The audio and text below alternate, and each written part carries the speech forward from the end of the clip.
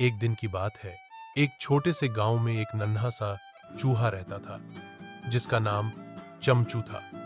चमचू बहुत शरारती लेकिन दिल का बहुत साफ था। वह हर वक्त कुछ नया सीखने और करने की कोशिश में लगा रहता था।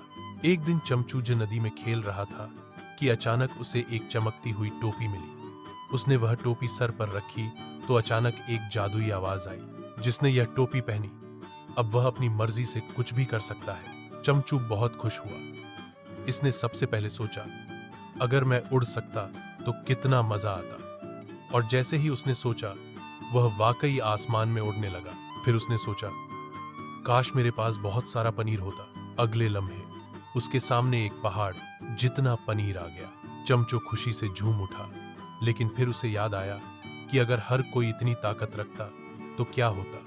कुछ लोग शायद इसका गलत इस्तेमाल करते। उसने फैसला किया कि वह यह जादुई टोपी वापस उस जगह रख दे जहां से मिली थी, ताकि कोई और इससे सबक सीखे कि ताकत के साथ जिम्मेदारी भी आती है। आखिर में चमचू ने कहा, असल खुशी दूसरों की मदद करने में है, सिर्फ अपनी ख्वाहिशें पूरी करने में नहीं। सबक, ताकत हमेशा हमें बुद्धि का उपयोग करना चाहिए और दूसरों की मदद करना सबसे बड़ी शक्ति है।